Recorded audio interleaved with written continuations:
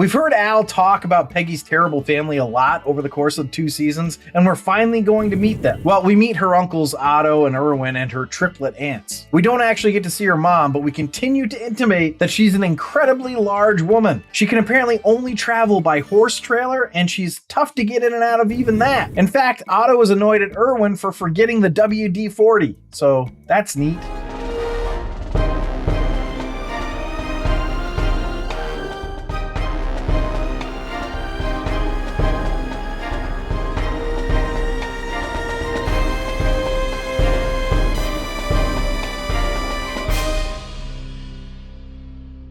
Welcome back to another episode of The Rank. I'm John, and today we're ranking the next episode of Married with Children. Now, for those of you who are new to the show or have seen a bunch of these and still don't know how it works, here's the agenda. First, we start with the Potent Notables, which are just a couple interesting facts or tidbits that I found out about the episode or series. Then we go into the episode overview, where I talk about everything that happened in the episode from beginning to end. And then I do the namesake of the show, The Rank, where I rank the episode on a scale of 1 to 5, 1 being the worst, 5 being the best, in 5 categories, all to find out what is the best sitcom of all time.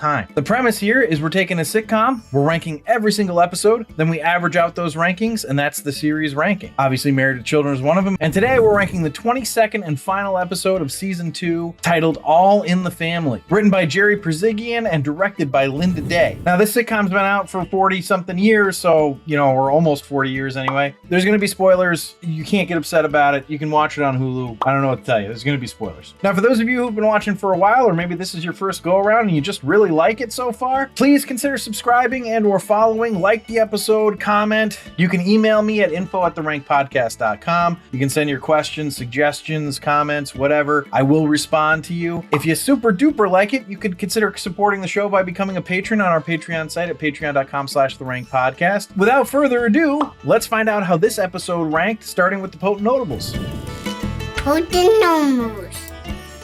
So this episode aired Sunday, May 1st, 1988. For those of you following along, you'll notice that we jumped from March 13th to May 1st. Well, that was because there was a writer's strike. The Writers Guild of America strike went from March 7th to August 7th, 1988, so the show went on hiatus. Now, I'm not sure how they were able to put a new episode out in May if they were on strike still. My guess is that they had the episode banked and decided to just release it regardless. I think that a lot of the networks did this. As you'll find out in a second, they all had new episodes this day as well. Married with Children had the strongest rating I've seen so far. I'm guessing it's because people were jonesing for new content. It was still in its 8:30 time slot, and it actually beat 21 Jump Street. But it still ended up being second because America's Most Wanted, its lead-in, got a 6.6, while Married with Children got a 6. So as for competition, CBS's Murder, She Wrote destroyed everyone with a 20.8, and it lost to NBC's Day by Day, which had an 11.7, but while it still lost to ABC Special Superstars and Their Moms, it was not that huge of a loss, as that got a 9.1. So will we see Married with Children jump one of the other network programs next season? I'm excited to find out. Now, at the end of every season, I like to check the Emmys to see what the show did. While Married with Children wasn't nominated for anything, sort of not surprisingly, what I did find a little interesting is that the Emmys were actually broadcast on Fox that year, and the only Fox show that was nominated for anything was The Tracy Ullman Show, which had 3 nominations and naturally didn't win a thing. Now on to the episode Potent Notable. James Gypsy Hake replaced Divine, who was originally cast to play the role of the transvestite Uncle Otto, but died shortly before filming began. So there you go. All right, those are the Potent Notables. Not super heavy, but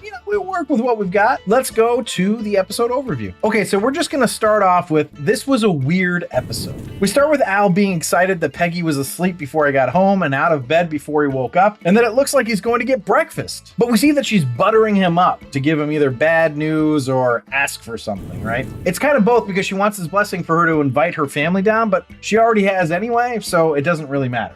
We've heard Al talk about Peggy's terrible family a lot over the course of 2 seasons, and we're finally going to meet them. Well, we meet her uncles Otto and Erwin and her triplet aunts. We don't actually get to see her mom, but we continue to intimate that she's an incredibly large woman. She can apparently only travel by horse trailer, and she's tough to get in and out of even that. In fact, Otto is annoyed at Erwin for forgetting the WD-40, so that's neat. The one thread throughout the entire episode, though, is that Al is obsessed with watching Hondo. It's almost never ever on TV, I guess, and he wants to watch it and record it. Can you imagine not just having whatever entertainment you want to watch just at your fingertips? Like, I was curious how easy it would be to watch Hondo now, and I Googled where to stream Hondo, and it's free on Prime. It's just wild. Anyway, what Al is worried about is that he's going to miss watching Hondo, just like he missed watching Shane the last time they visited. Will he be right? Well, the Wanker family from Wanker County doesn't seem to like Al as much as he doesn't like them, but they still think of him as a professional man and worthy of asking advice from. So when it turns out that one of the triplets is thinking of getting married and causing a potential problem to the family income, they ask Al's advice, clearly hoping that he'll advise her not to get married. But Al says that if she's found someone to marry her, she should marry him. She has his blessing and he has his pity. And now the family is mad at him, of course.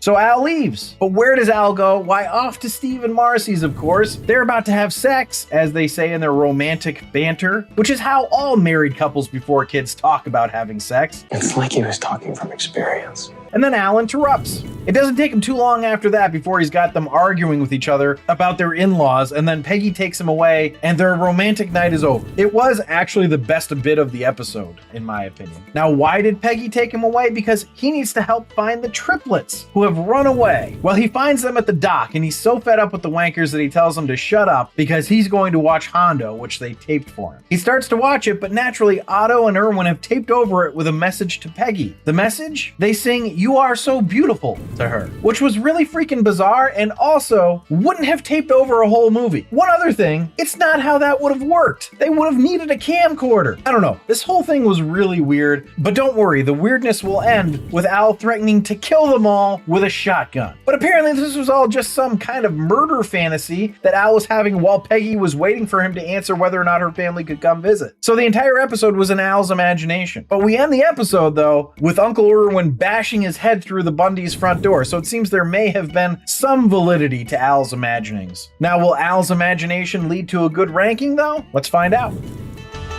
A rank.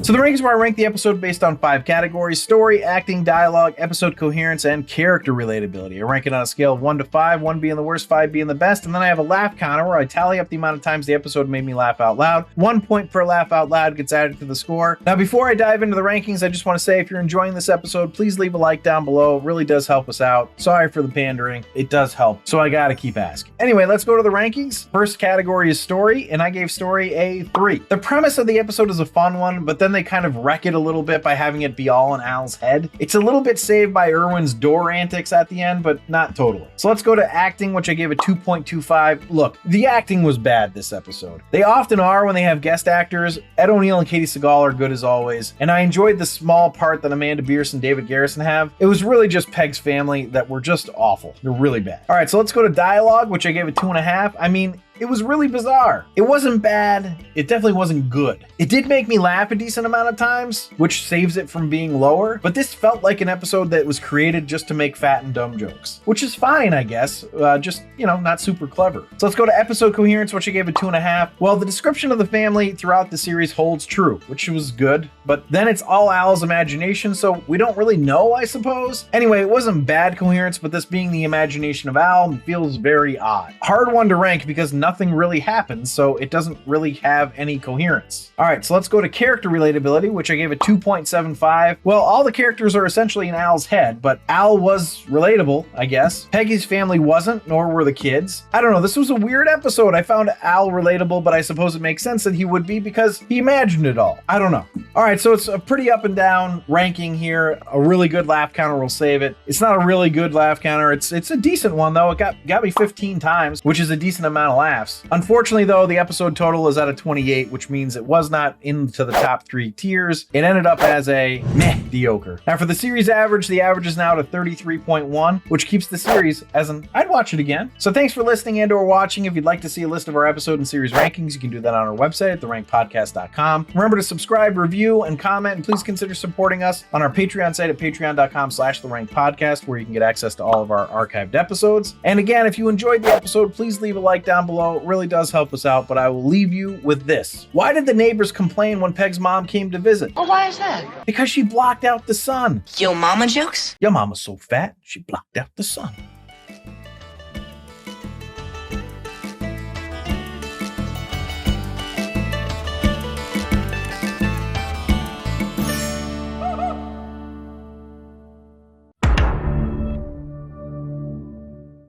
and that it looks like he's going to get breakfast. But we see that she's What do they call that? Tourette's? Tourette syndrome. Yeah. Wow.